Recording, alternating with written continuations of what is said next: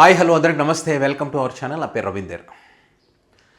ఆంధ్రప్రదేశ్లో టీడీపీ కూటమి అధికారంలోకి వచ్చి 100 రోజులు అవుతుంది.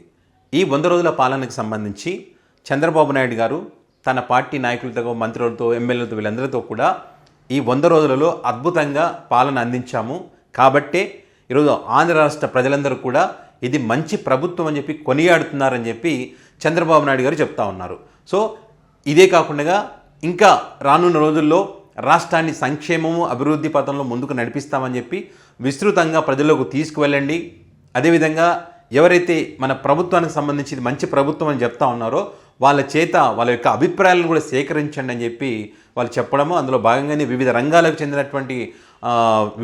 చెందినటువంటి సెలబ్రిటీలు కానివ్వండి, అదేవిధంగా లబ్ధిదారులు ఎవరంటే వాళ్ళ చేత మరి వీడియోలు తీయించి మరి వాళ్ళకు ఉన్నటువంటి అనుకూల మీడియా అనుకోండి, వాళ్ళ సోషల్ మీడియాలో కూడా పెద్ద ఎత్తున ప్రచారం చేస్తూ ఉన్నారు. ఈ 100 రోజుల పాలనకు సంబంధించి పాటలు కూడా పాడించినటువంటి పరిస్థితులు కూడా మనం చూస్తూ ఉన్నాం. నిజంగానే చంద్రబాబు నాయుడు గారు ముఖ్యమంత్రి అయిన తర్వాత ఈ 100 రోజుల్లో అద్భుతంగా పాలన చేశారా, ఇది ప్రజలకు మంచి చేసినటువంటి ప్రభుత్వమా లేదా ప్రజలను ముంచేటువంటి ప్రభుత్వమా అనే దానికి సంబంధించి మనం పూర్తిగా మాట్లాడుకోవడానికంటే ముందు ఈ వీడియో చూసేటువంటి టీడీపీ పార్టీ నాయకులు కానీ, జనసేన పార్టీ నాయకులు కానీ, బీజేపీ పార్టీకి సంబంధించినటువంటి నాయకులు కానీ, అభిమానులు వీళ్ళంతా ఉంటారు కదా, ఈ ప్రభుత్వం ఏర్పాటు కావాలని కోరుకున్నటువంటి చాలామంది ఎవరైతే ఉంటారో వాళ్ళందరూ కూడా ఈ వీడియో పూర్తిగా చూడండి.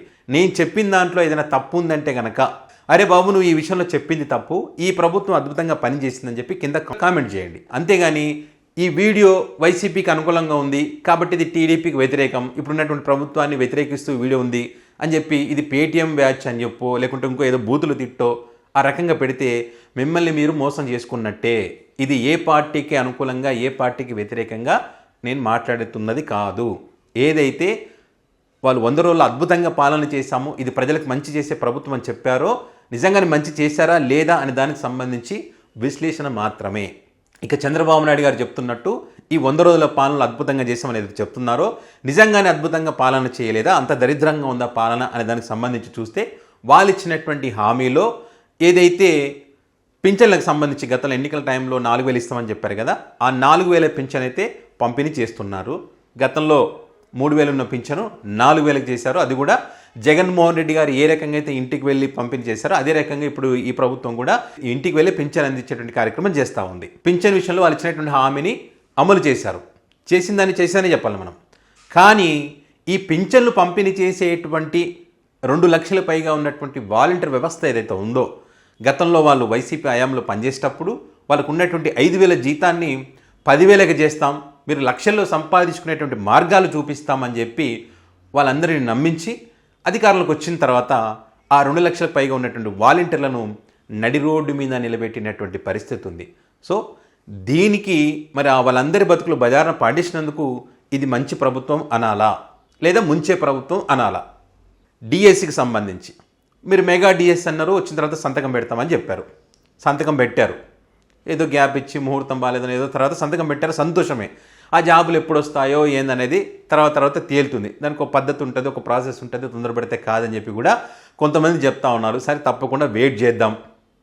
అయితే మరి జాబ్ వచ్చే వరకు నిరుద్యోగ భృతి ఇస్తామని చెప్పి మీరు చెప్పినటువంటి 6 గ్యారెంటీలో ఒకటి నిరుద్యోగ భృతి 3,000 రూపాయలు అందిస్తామని చెప్పి, మరి ఇంతవరకు కూడా ఆ నిరుద్యోగులకు మరి 3,000 అందించేటువంటి కార్యక్రమం ఎక్కడైనా చేశారా? అదేవిధంగా ఇంకొకటి అన్నా క్యాంటీన్లకు సంబంధించి, అన్నా క్యాంటీన్లు మీరు అధికారంలోకి వస్తే అన్న క్యాంటీన్లు ఏర్పాటు చేస్తాం, ప్రజలకు పేదోడు అన్నం తినడానికి అవకాశం కల్పిస్తామని చెప్పారు. చాలా చోట్ల అన్న క్యాంటీన్లు ఏర్పాటు చేస్తున్నారు, సంతోషమే. అన్న క్యాంటీన్లు ఏర్పాటు చేస్తున్నారు, కానీ ఇది కేవలం జగన్మోహన్ రెడ్డి గతంలో చేయలేదు, అన్న క్యాంటీన్లు తీసేశారు, మేము చేస్తున్నామని దాన్ని రాజకీయంగా వాడుకున్నట్టే కనిపిస్తుంది. కానీ అందులో పెట్టేటువంటి ఫుడ్కు సంబంధించి కానీ ఆ మెయింటెనెన్స్, మరి అక్కడ తినడానికి వచ్చేవాడికి గౌరవంగా తిండి తినేటట్టుగా ఉండాలి. కానీ ఏదో అవమానించి వీడి గతి లేక ఇక్కడికి వచ్చి తింటున్నాడని చెప్పి వాళ్ళని అవమానించినటువంటి పరిస్థితులను మనం చూస్తూ ఉన్నాం. అనేక సంఘటనలు అన్న క్యాంటీన్లకు సంబంధించి మనం చూస్తూ ఉన్నాం. ఎక్కడే అన్న క్యాంటీన్లు ఏర్పడ్డా అక్కడ ఏదో ఒక వివాదం జరుగుతూ ఉంది. కొన్ని చోట్ల ప్లేట్లు సరిగా కడక్కపోవడం, కొన్ని చోట్ల వీళ్ళు గతి లేక తినడానికి వస్తున్నారు ఇక్కడని చెప్పి వాళ్ళను దారుణంగా అవమానించినటువంటి పరిస్థితులు చూడడం, లేదా ఈ అన్న క్యాంటీన్లు ఓపెనింగ్ సందర్భంగా టీడీపీ పార్టీకి చెందినటువంటి వాళ్ళే ఒకరినొకరు తిట్టుకోవడం, కొట్టుకోవడం, ఘర్షణలకు దిగడం, ఇలాంటి పరిస్థితులను మనం చూస్తూ ఉన్నాం. ఇక్కడ కావాల్సింది 10 మందికి పెడుతున్నామా, 5 మందికి పెడుతున్నామా, ఒక్కడికి అన్నం పెడుతున్నామా అన్నది కాదు, మనం వాడికి కడుపు నిండా అన్నం పెడుతున్నామా, వాడికి గౌరవంగా చూస్తున్నామా లేదనేది చాలా ఇంపార్టెంట్. కానీ అది జరుగుతుందా అంటే జరగటం లేదనేటువంటిదే ఇప్పుడు జరిగినటువంటి సంఘటనలు బట్టి చూస్తే మనకు అర్థమవుతుంది. సో ఈ రకంగా ఉన్నటువంటి పరిస్థితుల్లో మరి ఇది ప్రజలకు మంచి చేసినటువంటి ప్రభుత్వం అవుతుందా, ప్రజలను ముంచే ప్రభుత్వం అవుతుందా? మరొకటి, మహిళలకు ఫ్రీ బస్ అని చెప్పారు. మిగతా రాష్ట్రాల్లో తెలంగాణ కానివ్వండి, అటు కర్ణాటకలో కానివ్వండి, మహిళలకు ఫ్రీ బస్సు అమలు చేస్తూ ఉన్నారు. అధికారులకు వచ్చిన వారం రోజులని వాళ్ళు అమలు చేస్తూ ఉన్నారు. సో ఖచ్చితంగా మేము కూడా అమలు చేస్తామని చెప్పి మీరు మహిళలకు హామీ ఇచ్చారు. మరి అధికారానికి వచ్చి 100 రోజులు అవుతుంది, మీరు అద్భుతంగా పాలన అందించాం, ఇది ప్రజలకు మంచి చేసే ప్రభుత్వం మీరు చెప్తున్నారు కదా. మరి పక్క రాష్ట్రాలలో వారం రోజుల్లోనే అమలు చేయగలిగినటువంటి ఈ ఫ్రీ బస్సు హామీని ఎందుకని అమలు చేయలేకపోయారు? అది ఏ రకంగా అమలు చేయాలని దానికి సంబంధించి ఒక కమిటీ రిపోర్ట్ తర్వాత మేము దీన్ని అమలు చేస్తామని చెప్పి కాలయాపన చేస్తున్నమాట వాస్తవం కాదా? గతంలో మీరు వీటన్నిటి సంబంధించి పరిశీలించకుండానే అక్కడ ఏ రకంగా ఉందని తెలుసుకోకుండానే మీరు హామీ ఇచ్చారా? అన్నీ తెలుసుకున్న తర్వాతనే కదా ఇది సాధ్యమవుతుంది తెలిసే కదా మీరు హామీ ఇచ్చారు. మరి అలాంటి హామీని ఎందుకు అమలు చేయలేకపోయారు? మరి ఇది ప్రజలకు మంచి చేసే ప్రభుత్వం ఎలా అవుతుంది? మహిళలను మోసం చేసినటువంటి ప్రభుత్వం అవుతుంది. నిరుద్యోగ భృతి ఇవ్వకుండా నిరుద్యోగులను మోసం చేసినటువంటి ప్రభుత్వం అవుతుంది. వాలంటీర్లను బజారు పడేసి మరి వాలంటీర్లను మోసం చేసిన ప్రభుత్వం అవుతుంది. మరి ఇదే కాకుండా సంవత్సరానికి 3 ఉచిత సిలిండర్లు ఇస్తామని చెప్పారు.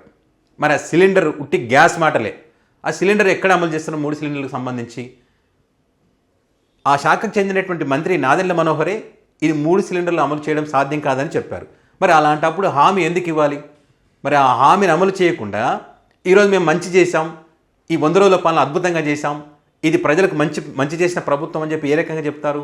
ఇది గ్యాస్ సిలిండర్లు మీరు ఇస్తామని చెప్పి ఇవ్వకుండా మోసం చేశారు కాబట్టి ఇది గ్యాస్ పేరుతో మహిళలను ముంచినటువంటి ప్రభుత్వం. ఇది మంచి ప్రభుత్వం ఎలా అవుతుంది? ముంచిన ప్రభుత్వమే అవుతుంది. ఆడబిడ్డలకు సంబంధించి నెలకు 1500 రూపాయలు ఇస్తామని చెప్పారు అధికారులకు రాగానే. సరే, వచ్చిన వెంటనే అమలు చేయడం అసాధ్యం అనుకోండి. మరి 100 రోజుల పాలన అద్భుతంగా చేస్తామని మీరు చెప్తా ఉన్నారు కదా.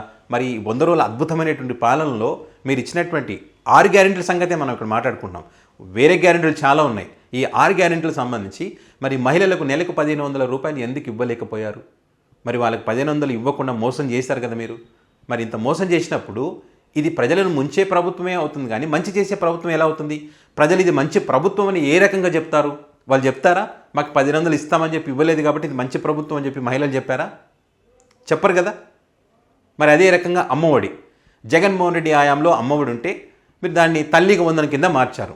సరే, పేరు ఏదైనా సరే ప్రజలకు మేలు జరగాలి. మరి ఆ ప్రజలకు మీరు 15,000 జగన్ తక్కువ ఇస్తా అంటే మేము ఎక్కువ ఇస్తామని చెప్పారు. మీరు ఇంట్లో ఎంతమంది ఉంటే అంతమందికి ఇస్తామని చెప్పారు. అంతమంది సంగతి దేవుడు ఎరుగు. జగన్మోహన్ రెడ్డి ఇచ్చినట్టుగా ఆ పద్ధతి ప్రకారం ఇచ్చినా కూడా ఈరోజు ఆ తల్లుల ఖాతాల్లో అమ్మఒడి డబ్బులు పడి కానీ ఇంతవరకు వెయ్యలేదు. స్వయాన నారా లోకేష్ గారే దీనికి సంబంధించి సమీక్ష చేయాల్సినటువంటి అవసరం ఉంది, అందరితో మాట్లాడాల్సినటువంటి అవసరం ఉంది. ఇప్పుడే తొందరపడాల్సినటువంటి అవసరం ఏం లేదు. వచ్చే సంవత్సరం దీని గురించి ఆలోచన చేద్దాం, ఒక రోడ్ మ్యాప్ వేద్దామని చెప్పి స్వయంగా నారా లోకేష్ గారే చెప్పడం జరిగింది. అంటే ఈ పథకాన్ని అమలు చేయట్లేదని చెప్పి మీరే ఒప్పుకున్నట్టే కదా. తల్లికి వందనం చేయకుండా తల్లులను మోసం చేశారు కదా. మరి తల్లులను మోసం చేసిన తర్వాత మరి తల్లులు వచ్చి చెప్పారా మాకు మీరు ఇస్తానన్నటువంటి 15,000 రూపాయలు వేయలేదు కాబట్టి ఇది మంచి ప్రభుత్వం అని చెప్పి వాళ్ళు చెప్తారా? చెప్పరు కదా. మరి అది మంచి ప్రభుత్వం ఎలా అవుతుంది? తల్లుల ఖాతాలో డబ్బులు వేయకుండా ఇది ఆ తల్లులను ముంచినటువంటి ప్రభుత్వం అవుతుంది.